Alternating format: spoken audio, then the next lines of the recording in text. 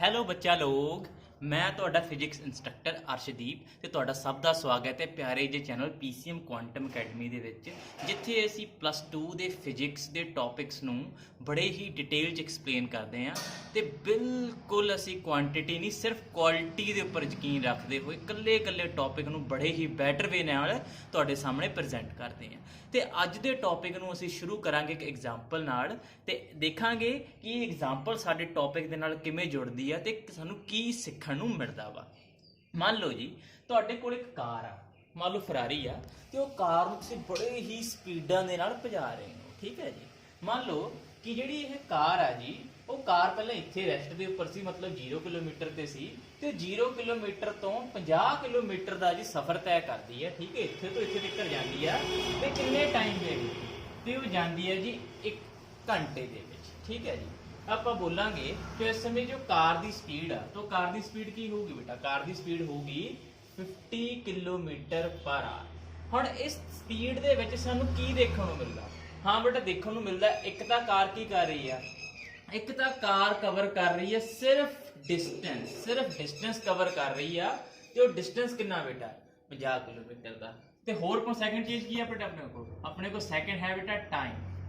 Yes, time ਕਿੰਨਾ ਵਾ? 1 ਘੰਟਾ। 1 ਘੰਟੇ ਦੇ ਵਿੱਚ ਕਾਰ 50 ਕਿਲੋਮੀਟਰ ਕਵਰ ਕਰ ਰਹੀ ਆ, ਜੋ ਕਿ ਹੈ ਉਹਦੀ ਸਪੀਡ, ਜਿਹਦੇ ਵਿੱਚ ਸਭ ਸਾਨੂੰ ਕਿਸ ਚੀਜ਼ ਦਾ ਆਈਡੀਆ ਮਿਲ ਰਿਹਾ ਬੇਟਾ? ਡਿਸਟੈਂਸ ਦਾ। ਡਿਸਟੈਂਸ ਕਿੰਨੇ ਕਿਲੋਮੀਟਰ? 50 ਕਿਲੋਮੀਟਰ। ਹੁਣ ਇਹ 50 ਕਿਲੋਮੀਟਰ ਸਾਨੂੰ ਕਿਸ ਚੀਜ਼ ਦੀ ਨੌਲੇਜ ਦੇ ਰਿਹਾ ਬੇਟਾ? ਸਾਨੂੰ 50 ਕਿਲੋਮੀਟਰ ਆਈਡੀਆ ਦੇ ਰਿਹਾ ਸਿਰਫ ਕਿਹੜੀ ਚੀਜ਼ ਦਾ? ਮੈਗਨੀਟਿਊਡ। ਯੈਸ ਬੇਟਾ, ਸਾਨੂੰ ਇਹ 50 ਕਿਲੋਮੀਟਰ ਸਿਰਫ ਮੈਗਨੀਟਿਊਡ ਦਾ ਆਈਡੀਆ ਦੇ ਰਿਹਾ ਵਾ। ਅਗਰ ਬੇਟਾ ਮੈਂ ਇਹੀ ਸੇਮ ਕਾਰ ਨੂੰ ਜੋ 50 ਕਿਲੋਮੀਟਰ ਕਵਰ ਕਰਦੀ ਹੈ 1 ਘੰਟੇ ਦੇ ਵਿੱਚ, ਇੱਕ ਚੀਜ਼ ਐਡ ਕਰਦਾ, ਉਹ ਚੀਜ਼ ਕੀ ਹੈ ਬੇਟਾ? ਉਹ ਚੀਜ਼ ਹੈ ਡਾਇਰੈਕਸ਼ਨ। ਮੰਨ ਲਓ ਜੀ ਇਹ ਕਾਰ ਨਾਰਥ ਵੱਲ ਜਾ ਰਹੀ ਆ, ਤੇ ਸਿਰਫ ਮੈਂ ਕੀ ਕੀਤਾ ਬੇਟਾ? ਇੱਥੇ ਡਾਇਰੈਕਸ਼ਨ ਦਾ ਕਨਸੈਪਟ ਲਿਆ ਆ। ਡਾਇਰੈਕਸ਼ਨ ਦੇ ਕਨਸੈਪਟ ਲੈਣ ਦੇ ਨਾਲ ਫਰਕ ਕੀ ਪੈ ਗਿਆ? ਪਹਿਲਾਂ ਆਪਣੇ ਕੋਲ ਡਿਸਟੈਂਸ ਸੀ ਜੋ 50 ਕਿਲੋਮੀਟਰ ਦੀ ਆ, ਬੇਟਾ ਡਾਇਰੈਕਸ਼ਨ ਤੇ ਜੁੜ ਗਈ ਸਪੀਡ ਦੇ ਨਾਲ, ਤਾਂ ਬੇਟਾ ਹੁਣ ਆਪਣੇ ਕੋਲ ਜੋ ਚੀਜ਼ ਬਣੀ ਆ ਉਹ ਕੀ ਆ? ਉਹ ਹੈ ਡਿਸਪਲੇਸਮੈਂਟ। ਤੇ ਆਪਾਂ ਬੇਟਾ ਸਪੀਡ ਤੋਂ ਨਿਕਲ ਕੇ ਕਿਹਦੇ ਵਿੱਚ ਐਂਟਰ ਕਰ ਚੁੱਕੇ ਆ? ਆਪਾਂ ਐਂਟਰ ਕਰ ਚੁੱਕੇ ਆ ਵੈਲੋਸਿਟੀ ਦੇ ਵਿੱਚ। ਯਾਨੀ ਕਿ ਹੁਣ ਆਪਾਂ ਵੈਲੋਸਿਟੀ ਦੀ ਗੱਲ ਕਰ ਰਹੇ ਆ, ਨਾ ਕਿ ਸਪੀਡ ਦੀ। ਸਿਰਫ ਕਿਹੜੀ ਚੀਜ਼ ਕਰਕੇ? ਸਿਰਫ ਡਾਇਰੈਕਸ਼ਨ ਦੇ ਕਰਕੇ। ਹਾਂ ਬੇਟਾ, ਹੁਣ ਆਪਣੇ ਕੋਲ ਡਿਸਟੈਂਸ ਵੀ ਹੈ 50 ਕਿਲੋਮੀਟਰ। ਯੈਸ, ਉਹਦੇ ਨਾਲ ਆਪਾਂ ਨੂੰ ਕੀ ਮਿਲ ਚੁੱਕੀ ਹੈ ਬੇਟਾ? ਨਾਲ ਮਿਲ ਚੁੱਕੀ ਆ ਡਾਇਰੈਕਸ਼ਨ। ਸੋ ਬੇਟਾ ਹੁਣ ਆਪਾਂ ਕਿਹੜੀ ਚੀਜ਼ ਤੋਂ ਕਿਹੜੀ ਚੀਜ਼ ਐਂਟਰ ਕਰ ਚੁੱਕੇ ਹਾਂ? ਹਾਂ ਬੇਟਾ, ਆਪਣੇ ਕੋਲ ਪਹਿਲਾਂ ਸਿਰਫ ਕੱਲਾ 50 ਕਿਲੋਮੀਟਰ ਸੀ, ਜੋ ਸੀ ਕੱਲਾ ਸੀ ਮੈਗਨੀਟਿਊਡ, ਡਾਇਰੈਕਸ਼ਨ ਨਹੀਂ ਸੀ। ਮਤਲਬ ਆਪਾਂ ਸਕੇਲਰ ਕੁਆਂਟੀਟੀ ਦੇ ਨਾਲ ਜੁੜੇ ਹੋਏ ਸੀ, ਯਾਨੀ ਕਿ ਆਪਾਂ ਸਕੇਲਰ ਦੇ ਨਾਲ ਡੀਲ ਕਰ ਰਹੇ ਸੀ। ਬਟ ਹੁਣ ਸਾਡੇ ਕੋਲ ਕੀ ਆ ਚੁੱਕੀ ਹੈ? ਸਾਡੇ ਕੋਲ ਬੇਟਾ ਹੁਣ ਡਿਸਟੈਂਸ ਵੀ ਆ, ਨਾਲ ਦੀ ਨਾਲ ਡਾਇਰੈਕਸ਼ਨ ਵੀ ਆ, ਯਾਨੀ ਅਸੀਂ ਸਪੀਡ ਤੋਂ ਵੈਲੋਸਿਟੀ 'ਚ ਐਂਟਰ ਹੋ ਗਏ। ਇਹਦਾ ਮਤਲਬ ਆਪਾਂ ਗੱਲ ਕਰ ਰਹੇ ਹਾਂ ਵੈਕਟਰ ਦੀ। ਯੈਸ, ਅਸੀਂ ਜੀ ਸਕੇਲਰ ਕੁਆਂਟੀਟੀ ਤੋਂ ਵੈਕਟਰ ਕੁਆਂਟੀਟੀ ਵਿੱਚ ਕੀ ਹੋ ਚੁੱਕੇ ਆ ਜੀ? ਐਂਟਰ ਕਰ ਚੁੱਕੇ ਆ। ਵੈਕਟਰ ਮਤਲਬ ਉਹ ਚੀਜ਼ ਜਿਹਦੇ ਵਿੱਚ ਬੇਟਾ ਮੈਗਨੀਟਿਊਡ ਵੀ ਹੋਵੇ ਤੇ ਐਜ਼ ਵੈਲ ਐਜ਼ ਡਾਇਰੈਕਸ਼ਨ ਵੀ ਹੋਵੇ। ਤੇ ਆਪਾਂ ਕਿਹਦੀ ਗੱਲ ਕਰ ਰਹੇ ਸੀ ਜੀ? ਆਪਣਾ ਟੌਪਿਕ ਚੱਲ ਰਿਹਾ ਸੀ ਇਲੈਕਟ੍ਰੋਸਟੈਟਿਕ, ਤੇ ਇਲੈਕਟ੍ਰੋਸਟੈਟਿਕ 'ਚ ਗੱਲ ਕਰ ਰਹੇ ਸੀ ਕੂਲਮਸ ਲਾਅ ਦੀ। ਤੇ ਕੂਲਮ ਲਾਅ ਬਾਰੇ ਤਾਂ ਆਪਾਂ ਨੂੰ ਚੰਗੀ ਤਰ੍ਹਾਂ ਪਤਾ ਵਾ। ਹਾਂ ਬੇਟਾ, ਕੂਲਮ ਲਾਅ ਕੀ ਹੁੰਦਾ? F is equal to 1/4 pi epsilon naught Q1 Q2 upon R square। ਹਾਂ ਬੇਟਾ, ਜੋ ਇਹ ਕੂਲਮ ਲਾਅ ਵਾ, ਸਾਨੂੰ ਕੂਲਮ ਲਾਅ ਕੀ ਦੱਸਦਾ ਵਾ? ਸਾਨੂੰ ਕੂਲਮ ਲਾਅ ਦੱਸਦਾ ਵਾ ਸਿਰਫ ਮੈਗਨੀਟਿਊਡ ਮਤਲਬ ਕਿ ਦੋ ਚਾਰਜਾਂ ਦੇ ਵਿਚਾਲੇ ਕਿੰਨੀ ਫੋਰਸ ਲੱਗਦੀ ਆ, ਉਹਦੀ ਅਮਾਉਂਟ ਬਾਰੇ ਦੱਸਦਾ। ਬੇਟਾ ਮੈਂ ਲਿਖਿਆ ਵੀ ਆ, it tell us about the magnitude of force between two charges। ਹਾਂ ਬੇਟਾ, ਕਿੰਨੀ ਫੋਰਸ ਲੱਗਦੀ ਆ? ਫੋਰਸ ਮਤਲਬ ਮੈਗਨੀਟਿਊਡ ਮਤਲਬ ਵਿੱਚ ਕਿੰਨੀ ਅਮਾਉਂਟ ਆ ਫੋਰਸ ਦੀ, ਉਹ ਸਾਨੂੰ ਕਿਹਤੋਂ ਪਤਾ ਲੱਗਦੀ ਆ ਬੇਟਾ? ਕੂਲਮਸ ਲਾਅ ਤੋਂ ਪਤਾ ਲੱਗਦੀ ਆ, ਜਿਹਦੀ ਬੇਟਾ ਅਸੀਂ ਫਾਰਮ ਲਿਖਦੇ ਹਾਂ ਇਸ ਤਰ੍ਹਾਂ 1/4 pi epsilon naught Q1 Q2 upon R square। ਇਹ ਸਿਰਫ ਸਾਨੂੰ ਮੈਗਨੀਟਿਊਡ ਬਾਰੇ ਦੱਸਦਾ ਬੇਟਾ। ਆਹ ਫਾਰਮ ਸਾਨੂੰ ਸਿਰਫ ਮੈਗਨੀਟਿਊਡ ਬਾਰੇ ਦੱਸਦੀ ਆ। ਮਤਲਬ ਇਹ ਕੂਲਮ ਲਾਅ ਦੀ ਕਿਹੜੀ ਫਾਰਮ ਆ? ਇਹ ਕੂਲਮ ਲਾਅ ਦੀ ਬੇਟਾ ਹੈਗੀ ਆ ਸਕੇਲਰ ਫਾਰਮ। ਨੋਟ ਕਰੋ, ਮੈਂ F ਦੇ ਉੱਪਰ ਕੋਈ ਵੀ ਵੈਕਟਰ ਨਹੀਂ ਪਾਇਆ ਹੋਇਆ। ਦੇਖੋ ਬੇਟਾ, F ਦੇ ਉੱਪਰ ਕੋਈ ਵੀ ਵੈਕਟਰ ਨਹੀਂ ਹੈ। ਇਹਦਾ ਮਤਲਬ ਕਿ ਜੋ ਕੂਲਮ ਲਾਅ ਨਾਲ ਹੁਣ ਤੱਕ ਅਸੀਂ ਡੀਲ ਕੀਤਾ ਵਾ, ਉਹ ਸਿਰਫ ਸਕੇਲਰ ਫਾਰਮ ਆ, ਉਹਦੇ ਵਿੱਚ ਡਾਇਰੈਕਸ਼ਨ ਦਾ ਆਪਾਂ ਕੋਈ ਵੀ ਜ਼ਿਕਰ ਨਹੀਂ ਕੀਤਾ ਹੋਇਆ। ਸੋ ਬੇਟਾ ਹੁਣ ਇੱਥੇ ਆਪਣੇ ਦਿਮਾਗ ਦੇ ਵਿੱਚ ਸਵਾਲ ਉੱਠਦਾ ਵਾ ਕਿ ਜੋ ਫੋਰਸ ਦੋ ਚਾਰਜਾਂ ਦੇ ਵਿਚਕਾਰ ਲੱਗਦੀ ਆ, ਕਿ ਦੋਨਾਂ ਚਾਰਜਾਂ ਵਿਚਕਾਰ ਜੋ ਫੋਰਸ ਲੱਗੂਗੀ ਉਹਦੀ ਕੋਈ ਡਾਇਰੈਕਸ਼ਨ ਹੋ ਸਕਦੀ ਆ? ਇਹ ਜੀ ਆਪਣਾ ਸਵਾਲ ਆ। ਹੁਣ ਇਹਦਾ ਜਵਾਬ ਕੀ ਹੋਊਗਾ ਕਿ ਹਾਂ ਹੋ ਵੀ ਸਕਦੀ ਆ ਤੇ ਨਹੀਂ ਨਹੀਂ ਵੀ ਹੋ ਸਕਦੀ, ਕਿ ਡਾਇਰੈਕਸ਼ਨ ਹੋ ਵੀ ਸਕਦੀ ਹੈ ਤੇ ਨਹੀਂ ਵੀ ਹੋ ਸਕਦੀ। ਤਾਂ ਆਪਣਾ ਜਵਾਬ ਕੀ ਹੋਊਗਾ, ਯੈਸ ਕਿ ਨੋ? ਹਾਂ ਬੇਟਾ, ਅਗਰ ਹੋਇਆ ਜਵਾਬ ਯੈਸ ਤੇ ਇਹਦਾ ਮਤਲਬ ਆ ਕਿ ਜਦੋਂ ਫੋਰਸ ਲੱਗੂਗੀ ਤਾਂ ਫੋਰਸ ਦੀ ਕੁਝ ਅਮਾਉਂਟ ਵੀ ਹੋਊਗੀ, ਮਤਲਬ ਉਹਦਾ ਮੈਗਨੀਟਿਊਡ ਵੀ ਹੋਊਗਾ, ਤੇ ਜੋ ਫੋਰਸ ਲੱਗ ਰਹੀ ਆ ਉਹਦੀ ਕੋਈ ਡਾਇਰੈਕਸ਼ਨ ਵੀ ਹੋਊਗੀ। ਅਗਰ ਬੇਟਾ ਆਪਣਾ ਜਵਾਬ ਨਾ ਹੋਇਆ ਤਾਂ ਮਤਲਬ ਕੀ ਆ ਕਿ ਉਹਨਾਂ 'ਚ ਕੋਈ ਡਾਇਰੈਕਸ਼ਨ ਨਹੀਂ ਹੋਊਗੀ, ਸਿਰਫ ਫੋਰਸ ਲੱਗ ਰਹੀ ਹੈ, ਉਹ ਕਿੰਨੀ ਆ ਉਹਦੀ ਆਪਾਂ ਨੂੰ ਅਮਾਉਂਟ ਪਤਾ ਲੱਗ ਜੂ, ਮਤਲਬ ਮੈਗਨੀਟਿਊਡ। ਬਟ ਲੇਕਿਨ ਆਪਣਾ ਜਵਾਬ ਕੀ ਆ ਬੇਟਾ? ਆਪਣਾ ਜਵਾਬ ਹੈ ਕਿ ਜਦੋਂ ਦੋ ਚਾਰਜਾਂ 'ਚ ਫੋਰਸ ਲੱਗਦੀ ਆ ਨਾ ਤਾਂ ਡਾਇਰੈਕਸ਼ਨ ਦਾ ਕਨਸੈਪਟ ਵੀ ਆਉਂਦਾ ਵਾ। ਯੈਸ, ਹਾਂ ਬੇਟਾ, ਜਦੋਂ ਵੀ ਦੋ ਚਾਰਜਾਂ ਵਿਚਕਾਰ ਫੋਰਸ ਲੱਗਦੀ ਆ ਉਦੋਂ ਡਾਇਰੈਕਸ਼ਨ ਵੀ ਹੁੰਦੀ ਆ, ਡਾਇਰੈਕਸ਼ਨ ਦਾ ਕਨਸੈਪਟ ਵੀ ਆਉਂਦਾ ਵਾ। ਸੋ ਠੀਕ ਹੈ ਜੀ, ਡਾਇਰੈਕਸ਼ਨ ਵੀ ਆ ਗਈ, यानी कि force between 2 point charges also have force जैस आल्सो हैव डायरेक्शन। सो बेटा अगला सवाल फिर अपने दिमाग ਦੇ ਵਿੱਚ ਕੀ ਆਉਂਦਾ ਵਾ? ਅਗਲਾ ਸਵਾਲ ਹੈ ਕਿ ਠੀਕ ਹੈ ਜੀ ਫੋਰਸ ਦੇ ਨਾਲ ਡਾਇਰੈਕਸ਼ਨ ਵੀ ਹੁੰਦੀ ਆ, ਪਰ ਇਹ ਡਾਇਰੈਕਸ਼ਨ ਨੂੰ ਕਿਵੇਂ ਕੱਢਾਂਗੇ? ਕਿਵੇਂ ਪਤਾ ਲੱਗੂਗੀ ਕਿਹੜੀ ਫੋਰਸ ਕਿੱਧਰ ਨੂੰ ਲੱਗ ਰਹੀ ਹੈ? ਨੀਚੇ ਨੂੰ ਲੱਗ ਰਹੀ ਹੈ, ਉੱਪਰ ਨੂੰ ਲੱਗਦੀ ਹੈ, ਖੱਬੇ ਕਿ ਸੱਜੇ? ਕਿਵੇਂ ਪਤਾ ਲੱਗੂਗਾ? ਇਹਦਾ ਜੀ ਆਪਾਂ ਨੂੰ ਸਵਾਲ ਦਾ ਜਵਾਬ ਵੀ ਲੱਭਣਾ ਪੈਣਾ ਹੈ। ਸੋ ਇਹਦਾ ਜਵਾਬ ਆਪਾਂ ਨੂੰ ਕਿੱਥੋਂ ਮਿਲੂਗਾ? ਹਾਂਜੀ ਬੇਟਾ, ਇਹਦਾ ਜਵਾਬ ਮਿਲੂਗਾ ਆਪਾਂ ਨੂੰ ਕੂਲਮਸ ਲਾਅ ਇਨ ਵੈਕਟਰ ਫਾਰਮ। ਯੈਸ ਬੇਟਾ, ਹੁਣ ਜਿਹੜਾ ਆਪਾਂ ਟੌਪਿਕ ਅੱਜ ਕਰਨਾ ਨਾ ਉਹਦਾ ਨਾਮ ਹੀ ਇਹੀ ਹੈ, ਕੂਲਮਸ ਲਾਅ ਇਨ ਵੈਕਟਰ ਫਾਰਮ। ਇਹਦਾ ਮਤਲਬ ਕੀ ਹੈ? ਇਹਦਾ ਮਤਲਬ ਆ ਕਿ ਜਿਹੜਾ ਇਹ ਟੌਪਿਕ ਆ, ਜਿਹੜਾ ਇਹ ਕਨਸੈਪਟ ਕੂਲਮ ਲੈ ਕੇ ਆਇਆ ਵੈਕਟਰ ਫਾਰਮ ਦੇ ਵਿੱਚ, ਇਹ ਸਾਡੀ ਕੀ ਕਰੂਗਾ? ਇਹ ਬੇਟਾ ਸਾਡੀ ਕਰੂਗਾ ਹੈਲਪ। ਕਾਹਦੇ ਲਈ ਹੈਲਪ ਕਰੂਗਾ? To find the direction as well as the magnitude between 2 point charges। यानी कि बेटा Coulomb's law in vector form the help ਰਾਹੀਂ ਅਸੀਂ ਕੈਲਕੂਲੇਟ ਕਰ ਸਕਦੇ ਹਾਂ ਕਿ ਦੋ ਚਾਰਜਾਂ 'ਚ ਫੋਰਸ ਕਿੰਨੀ ਲੱਗੂਗੀ ਤੇ ਉਹ ਫੋਰਸ ਦੀ ਡਾਇਰੈਕਸ਼ਨ ਕੀ ਹੋਊਗੀ। ਮੋਟਾ ਸੁਣ ਲਓ, ਮੈਂ ਦੁਬਾਰਾ ਕੀ ਕਹਿ ਰਿਹਾ ਕਿ ਦੋ ਚਾਰਜਾਂ ਜਿਹੜੀ ਫੋਰਸ ਲੱਗੂਗੀ ਉਹਦੀ ਡਾਇਰੈਕਸ਼ਨ ਕੈਲਕੂਲੇਟ ਕੀਤੀ ਜਾ ਸਕਦੀ ਆ with the help of vector form. ਤੇ ਫਿਰ ਇਹ ਵੈਕਟਰ ਫਾਰਮ ਨੂੰ ਕਿਵੇਂ ਸੋਲਵ ਕਰਾਂਗੇ, ਇਹ ਕਿਵੇਂ ਸਾਡੇ ਸਾਹਮਣੇ ਨਿਕਲ ਕੇ ਆਊਗਾ ਪੂਰਾ ਟੌਪਿਕ, ਉਹਨੂੰ ਜੀ ਹੁਣ ਆਪਾਂ ਦੇਖਦੇ ਹਾਂ। ਮੰਨ ਲਓ ਜੀ ਸਾਡੇ ਕੋਲ 2 ਪੁਆਇੰਟ ਚਾਰਜ ਨੇ ਤੇ 2 ਪੁਆਇੰਟ ਚਾਰਜ ਕਿਹੜੇ ਆ? ਇੱਕ ਹੈ Q1 ਤੇ ਦੂਸਰਾ ਹੈ ਬੇਟਾ Q2। ਤੁਸੀਂ ਦੇਖਿਆ ਵਾ ਮੈਂ 2 ਪੁਆਇੰਟ ਚਾਰਜਾਂ ਦੀ ਜਗ੍ਹਾ 2 ਬਾਲਸ ਲਈਆਂ ਨੇ ਤੇ ਦੋਨਾਂ ਬਾਲਸ ਦਾ ਕਲਰ ਸੇਮ ਹੈ। ਇਹਦਾ ਮਤਲਬ ਕਿ ਇਹ ਦੋਨੇ ਚਾਰਜ ਵੀ ਸੇਮ ਨੇ। ਹੁਣ ਇਹਨਾਂ ਵਿਚਕਾਰ ਜੋ ਫੋਰਸ ਲੱਗੂਗੀ ਉਹ ਅਟਰੈਕਟਿਵ ਹੋਊਗੀ, ਜੋ ਰਿਪਲਸਿਵ ਹੋਊਗੀ ਉਹ ਬੇਟਾ ਤੁਸੀਂ ਡਿਸਾਈਡ ਕਰਨਾ। ਮੈਂ ਚਾਰਜ ਸੇਮ ਨੇ ਤੇ ਸੇਮ ਚਾਰਜਾਂ 'ਚ ਆਪਾਂ ਨੂੰ ਪਤਾ ਫੋਰਸ ਹਮੇਸ਼ਾ ਕਿਹੜੀ ਲੱਗਦੀ ਹੁੰਦੀ ਆ? ਹਮੇਸ਼ਾ ਬੇਟਾ ਰਿਪਲਸਿਵ ਫੋਰਸ ਲੱਗੂਗੀ। ਹੁਣ ਆਪਾਂ ਇਹੀ ਚੀਜ਼ ਨੂੰ ਬੇਟਾ ਹੁਣ ਸਮਝਾਂਗੇ। ਠੀਕ ਹੈ ਜੀ, ਮੰਨ ਲਓ ਜੀ ਦੋਨਾਂ ਚਾਰਜਾਂ ਵਿਚਕਾਰ ਜੋ ਫੋਰਸ ਲੱਗੂਗੀ ਉਹ ਫੋਰਸ ਹਜੇ ਸਕੇਲਰ ਫਾਰਮ 'ਚ ਆ, ਮਤਲਬ ਹਜੇ ਆਪਾਂ ਡਾਇਰੈਕਸ਼ਨ ਦੀ ਗੱਲ ਨਹੀਂ ਕਰਦੇ। ਤਾਂ ਆਪਾਂ ਨੂੰ ਪਤਾ ਬੇਟਾ ਕਿ ਜੋ ਸਕੇਲਰ ਫਾਰਮ 'ਚ ਫੋਰਸ ਹੁੰਦੀ ਆ ਉਹ ਕਿੰਨੀ ਹੁੰਦੀ ਆ?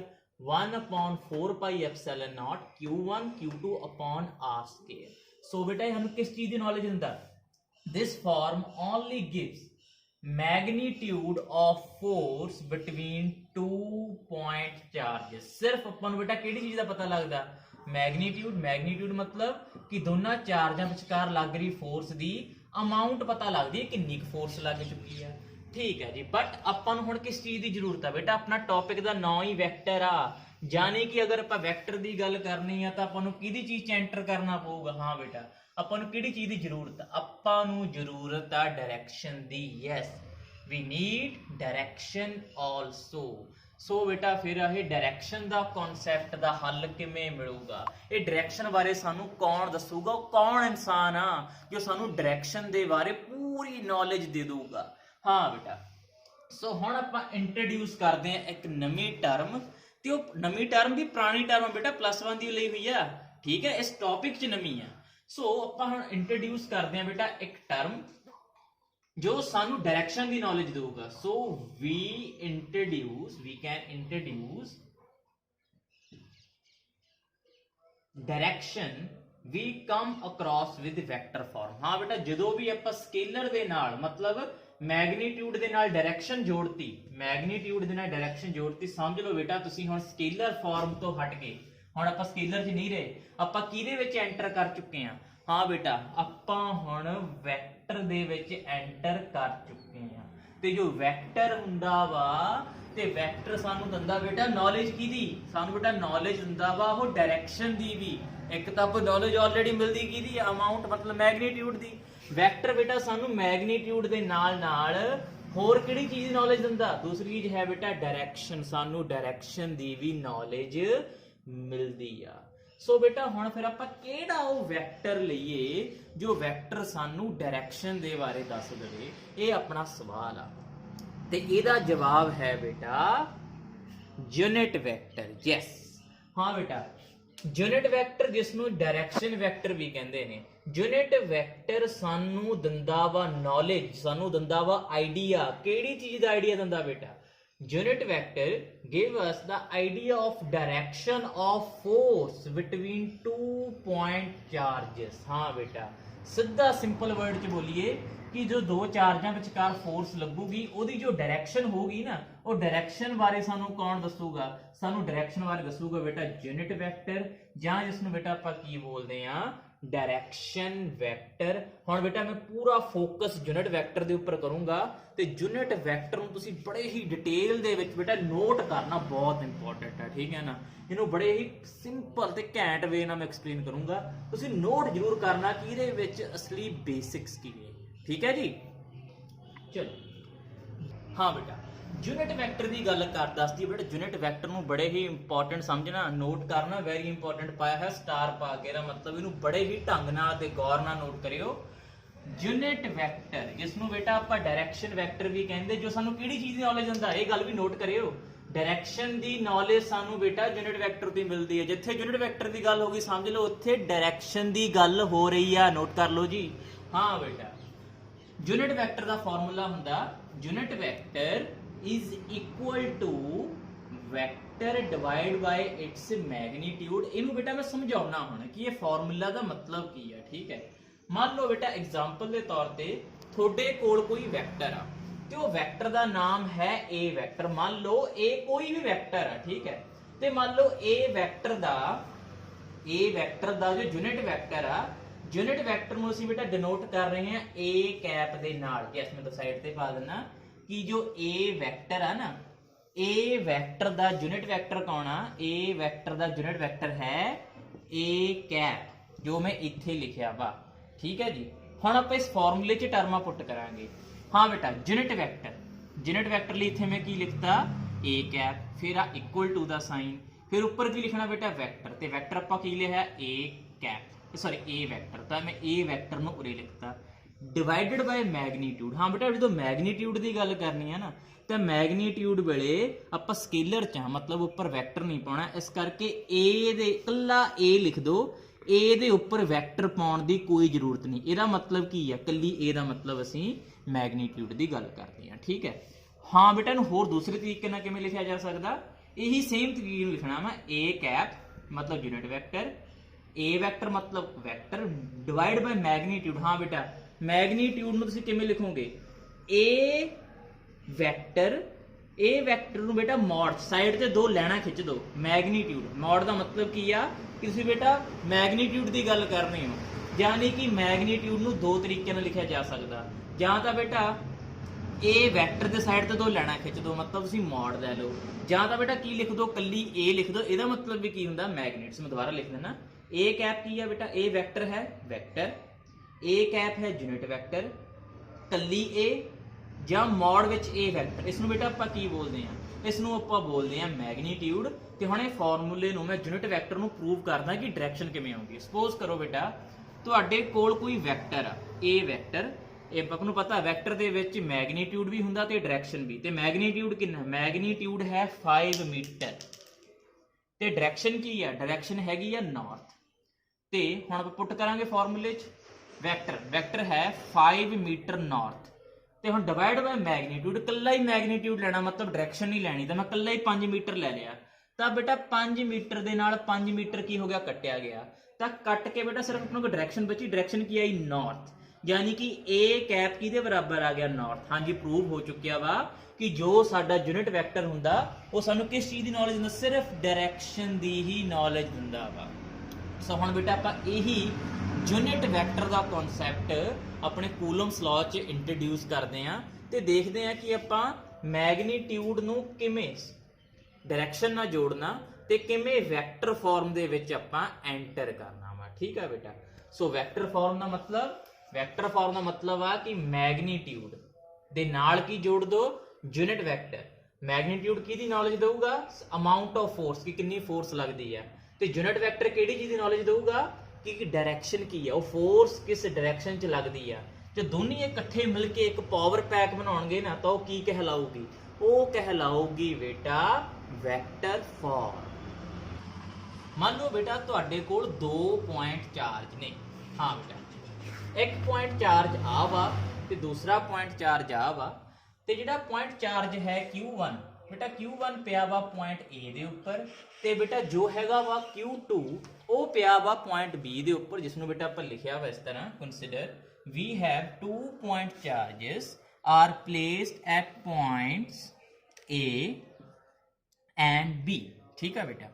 हुण आपां नूं पता वा दोनों बॉल सेम कलर दियां, देखो सेम कलर मतलब ये सेम चार्ज ने बेटा। सेम चार्ज मतलब कि ये दोनों चार्जां विचकार जो फोर्स लगूगी वो किहड़ी होगी बेटा, वो फोर्स होगी रिपल्सिव, जिहदे बारे आपां ऑलरेडी डिस्कशन कर चुके हैं। हाँ बेटा हुण जो फोर्स Q1 ते Q2 दे उपर लग रही है, जो पॉइंट ए ते बी दे उपर पे आ, उन्हां विचकार बेटा रिपल्सिव फोर्स लग रही है। हुण वो फोर्स कितनी होगी। हाँ बेटा हुण प्लीज़ गल नोट करियो, जो मैं हुण कल्ला कल्ला स्टैप लिखूंगा इनू बड़े ही मैं सिंपल वे नाल दिखाया वा, एग्जाम्पल्स लैके तुसीं बेटा नूं बड़े ही ध्यान दे नाल नोट करना। ठीक है। हाँ जी सब तो पहला फोर्स है जी अपनी F12। जे F12 दे विच बेटा मैं F दे उपर वैक्टर भी पाया, मेरा मतलब की आ कि आपां हुण डायरैक्शन दा कॉन्सैप्ट भी लैके आउणा वा। ठीक है। F वैक्टर 1 2 जिहदे विच 1 मूहरे आ ते 2 पिछे, इहदा मतलब की है, इहदा मतलब आ कि बेटा जो फोर्स लग रही है इस समय वो लग रही है फोर्स किहदे उपर, फोर्स लग रही है चार्ज Q1 दे उपर ते जो फोर्स बंदा ला रहा ना, चार्ज ला रहा वा, वो चार्ज का नाम हैगा Q2, यानी कि Q2 Q1 दे उपर फोर्स ला रहा वा ते वो किवें होगी मैं एग्जांपल नाल समझाउणा। लो जी आ चार्ज है Q1, आ है Q2, जो मैं इत्थे दिखाया आ Q1 आ ते Q2 आ। मैं लिखिया की है कि फोर्स किहदे उपर लग रही है, Q1 दे उपर। यस कौन ला रहा वा, Q2 ला रहा। हाँ बेटा बाहर नूं रिपल्सिव है, रिपल्सिव मतलब ये बॉलां बाहर नूं जाणगियां। ठीक है। ये बॉल्स किधर नूं जाणगियां बेटा, बाहर नूं जाण। जो बॉलां बाहर नूं जाणगियां मतलब ये बॉल भी इधर नूं जाऊगी ते आ बॉल भी इधर नूं जाऊगी। आपां कल्ली कल्ली बॉल ते फोर्स देखांगे। ठीक है, कल्ले कल्ले चार्ज ते। हुण देखो जी Q1 दे उपर Q2 फोर्स लाऊगा, मतलब कि आ वाला चार्ज ये फोर्स ला रहा किधर नूं, इधर नूं, मतलब आ इधर नूं फोर्स ला रहा, जिहदे करके Q1 इधर नूं जा रहा बेटा, ते किहड़े पासे नूं जा रहा, लैफ्ट वाले पासे। ते लैफ्ट पासे नूं जो फोर्स लग रही है किन्नी F12 जो मुरे लिखिया, तो force on charge Q1 due to Q2, जिहदे करके बेटा Q1 चार्ज खब्बे पासे नूं जाऊगा इधरले पासे। ठीक है जी, कॉन्सैप्ट क्लीयर होया। सेम बेटा हुण फोर्स कितनी आ देखो मैं इत्थे भी लिखिया वा। हुण आ चार्ज ये फोर्स ला रहा कितनी ला रहा F12, जिहदे करके जिहड़ी है बॉल है बेटा वो बॉल इधर नूं जा रही है खब्बे पासे, लैफ्ट वाले पासे। जो फोर्स कितनी है F12 जो मैं ऑलरेडी ऊपर मैंशनड की हुई है, तो मैं एरो भी पाया है देखो इधर नूं जा रही है। ठीक है जी। हुण मान लो बेटा फोर्स लग रही है F21, F21 मतलब 2 मूरे 1 पिछे ना, मतलब की है ना, मतलब आ कि जो फोर्स लग रही है एक दी किहदे उपर, एक दी फोर्स लग रही है बेटा Q2 दे उपर, ते कौन ला रहा वा, ला रहा Q1, मतलब एदे उपर लग रही है फोर्स ते आ ला रहा, ਇਹਦੇ करके बॉल किधर ਨੂੰ जाऊगी, ये बॉल जाऊगी बेटा इधरले पासे ਨੂੰ, मतलब राइट वाले पासे ਨੂੰ जाऊगी। देखो मैं मेंशन भी किया F21 मतलब फोर्स इधर ਨੂੰ लग रही है, जिहदे करके बेटा ये बॉल किहड़े पासे ਨੂੰ जाऊगी, ये बॉल जाऊगी राइट हैंड पासे। हाँ बेटा, ਜਿਹਦੇ ਉੱਪਰ ਫੋਰਸ ਲੱਗ ਰਹੀ ਆ, ਹੁਣ ਤਾਂ ਫੋਰਸ ਮਿਲ ਰਹੀ ਆ ਮਤਲਬ ਤਾਂ ਸਮਾਈਲ ਦੇ ਰਿਹਾ। ਜਿਹਦਾ ਵਿਚਾਰੇ ਦਾ ਜ਼ੋਰ ਲੱਗ ਰਿਹਾ ਉਹ ਵਿਚਾਰਾ ਸੈਡ ਹੋਇਆ। ਪਿਛਲੇ ਕੇਸ 'ਚ ਵੀ ਦੇਖੋ ਬੇਟਾ, Q2 ਫੋਰਸ ਲਾ ਰਿਹਾ ਸੀ Q1 ਦੇ ਉੱਪਰ, ਇਹਦਾ ਵਿਚਾਰੇ ਦਾ ਜ਼ੋਰ ਲੱਗਿਆ ਪਿਆ ਸੀ, ਇਹਨੂੰ ਫੋਰਸ ਮਿਲ ਰਹੀ ਸੀ, ਇਸ ਕਰਕੇ ਬੇਟਾ ਇਹ ਹੈਪੀ ਸੀ, ਇਸ ਕਰਕੇ ਇਹ ਕੀ ਹੋ ਗਿਆ, ਇਹ ਹੋ ਗਿਆ ਸੈਡ। ਐਕਟੀ ਕੇਸ ਉਲਟਾ ਹੋ ਚੁੱਕਿਆ ਵਾ। ਐਕਟੀ ਜੋ ਫੋਰਸ ਲੱਗ ਰਹੀ ਆ ਉਹ Q2 ਕਰਕੇ ਲੱਗ ਰਹੀ ਆ, Q2 ਦੇ ਉੱਪਰ ਲੱਗ ਰਹੀ ਆ Q1 ਦੇ ਕਰਕੇ, ਜਿਹਦੇ ਕਰਕੇ ਬੇਟਾ ਜੋ ਬॉल ਆ ਜਾਂ ਚਾਰਜ ਆ ਕਿਹੜੇ ਪਾਸੇ ਨੂੰ ਜਾ ਰਿਹਾ ਬੇਟਾ, ਉਹ ਚਾਰਜ ਜਾ ਰਿਹਾ ਵਾ ਰਾਈਟ ਹੈਂਡ ਪਾਸੇ ਨੂੰ।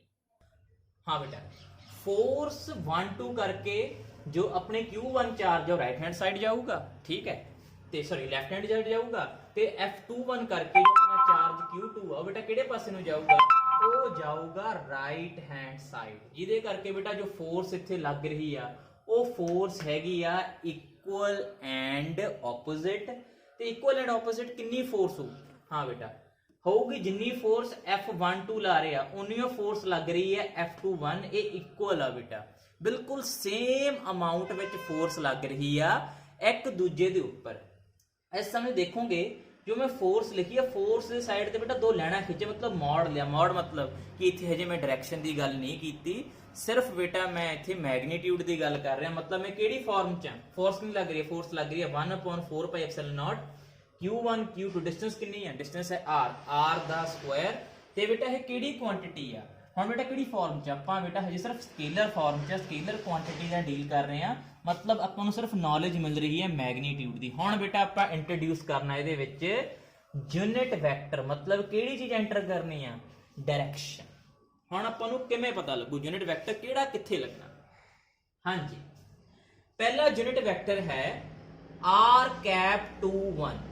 r⁻21 का मतलब आ कि जो फोर्स आ वो फोर्स किधर तो किधर वाल लग रही है बेटा, फोर्स लग रही है Q2 तो Q1 वाल। दोबारा फिर नोट करो, r⁻21 का मतलब आ कि जो फोर्स लग रही है वो फोर्स लग रही है 2 तो किधर वाल जा रही है, फोर्स 1 वाल। ये आपां किहड़े केस च देखी सी, हाँ बेटा Q2 तो Q1 वाल जाना वा, मतलब आ वा Q2 ते फोर्स लग रही है किहदे उपर, Q1 दे उपर, मतलब आही वाला केस लिया आपां, है ना। ते फोर्स किहड़े पासे लग रही सी बेटा, ये फोर्स लग रही सी लैफ्ट वाले पासे। सो फोर्स किधर वाल जा रही है, 2 तो 1 वाल, डायरेक्शन आ 2 तो 1 इस करके r⁻ दे थल्ले 2 पाई। हाँ जी, r⁻21 उदों लेना बेटा जो फोर्स लगूगी F12, याद रखना बेटा उल्टा रेसिप्रोकल च, जो फोर्स 1-2 लगदी आ आ वाली, जो body left charge Q1 left वाले पासे नूं जांदा वा, तां उदों बेटा जो यूनिट वैक्टर आ वो कौन आ, r⁻21। हुण बेटा आपां इंट्रोड्यूस करांगे सैकंड यूनिट वैक्टर, वो कौन आ, वो है r⁻12। ਇਹਦਾ मतलब आ कि जो फोर्स लगदी आ Q1 तो किहड़े पासे, Q2, ते Q1 तो Q2 पासे फोर्स कितों लगी सी, आ वाले केस च बेटा Q1 साइड आ ये फोर्स ला रहे आ किहदे उपर लग रही है, Q2 दे उपर, जिहदे करके Q2 किहड़े पासे नूं जा रहा बेटा, राइट हैंड साइड, आ वाला देखो इधर नूं, ते फोर्स की है F21, इत्थे फोर्स की है F21। हाँ बेटा F21 दे केस विच जो यूनिट वैक्टर आ वो कौन आ, r⁻12। ਇਹਦਾ मतलब की आ कि जो फोर्स की डायरेक्शन आ वो की आ, फोर्स की डायरेक्शन चार्ज नंबर 1 तो चार्ज नंबर 2 वाला, मतलब r⁻12 उदों ही होगा जो फोर्स की लगूगी बेटा, फोर्स लगूगी 2-1। याद रखियो रेसिप्रोकल तो याद रखना उल्टे तो। हाँ बेटा हुण अपने कोल यूनिट वैक्टर आ चुके आ, मैग्नीट्यूड दा ऑलरेडी कढ़िया होया, हुण अपना फाइनल प्रोडक्ट की बनूगा, फाइनल प्रोडक्ट होगा बेटा फोर्स। हाँ बेटा हुण देखो मैं मॉड हटाता, मतलब हुण प्योर वैक्टर की गल करांगे, हुण आपां डायरेक्शन भी लैनी है विच, ठीक है। सो F12 vector 1/4πε0 Q1 Q2 upon r², ये बेटा की है मैग्नीट्यूड जो आप ऑलरेडी कढ़ चुके हैं, ठीक है। हुण डायरेक्शन दसो कि डायरेक्शन लगूगी, हाँ जी डायरेक्शन लगूगी जो फोर्स 1-2 सी तां बेटा यूनिट वैक्टर किहड़ा सी, यूनिट वैक्टर सी r⁻21, तां नाल बेटा जो आपां हुण यूनिट वैक्टर लगाउणा ना, तां यूनिट वैक्टर किहड़ा लगाता मैं, r⁻21, जो सानूं किहड़ी चीज़ दी नॉलेज दिंदा बेटा, डायरेक्शन दी। आ जाओ हुण दूसरी फोर्स विच F21 मतलब बेटा जो फोर्स इधरों लगूगी Q2 के उपर Q1 दे नाल, फोर्स कितनी है 1/4πε0 Q1 Q2 upon r square। हाँ बेटा ਇਹਦੇ ਨਾਲ ਯੂਨਿਟ ਵੈਕਟਰ ਕਿਹੜਾ ਲੱਗਿਆ ਸੀ? ਯੂਨਿਟ ਵੈਕਟਰ ਲੱਗਿਆ ਸੀ ਜਦੋਂ ਫੋਰਸ 1 ਤੋਂ 2 ਵੱਲ ਗਈ ਸੀ, ਮਤਲਬ r ਕੈਪ 1 2। ਹਾਂ ਬੇਟਾ r ਕੈਪ 1 2 ਇਹ ਕੀ ਹੈ ਦਾ ਬੇਟਾ ਯੂਨਿਟ ਵੈਕਟਰ ਆ। ਸੋ ਨਾਲ ਇਹ ਦੀ ਡਾਇਰੈਕਸ਼ਨ ਰਿਪਰੈਜ਼ੈਂਟ ਕਰਦਾ ਆ ਮੈਗਨੀਟਿਊਡ ਨੂੰ ਬੇਟਾ। This is the vectors form of Coulomb law. ਤੇ ਇਸ ਤਰ੍ਹਾਂ ਬੇਟਾ ਸਾਡਾ ਇਹ ਵੈਕਟਰ ਫਾਰਮ ਦਾ ਜਿਹੜਾ ਕਨਸੈਪਟ ਆ ਡਿਟੇਲ ਚ ਐਕਸਪਲੇਨ ਹੋਇਆ। ਸੋ ਹੁਣ ਬੇਟਾ ਆਪਾਂ ਦੇਖਾਂਗੇ ਅਗਰ ਮੈਂ ਇਹ ਚਾਰਜਾਂ ਨੂੰ ਹਟਾ ਕੇ ਚਾਰਜਸ ਚੇਂਜ ਕਰ ਦਵਾਂ ਤਾਂ ਕੀ ਹੋਊਗਾ। ਹਾਂ ਬੇਟਾ ਹੁਣ ਤੁਸੀਂ ਦੇਖੋ ਦੋਨੇ ਚਾਰਜ ਬਿਲਕੁਲ ਕੀ ਨੇ, ਹੁਣ ਆਪੋਜ਼ਿਟ ਨੇ, ਮਤਲਬ ਹੁਣ ਇੱਕ ਦੂਜੇ ਨੂੰ ਕੀ ਕਰਨਗੇ? ਅਟਰੈਕਟ ਕਰਨਗੇ।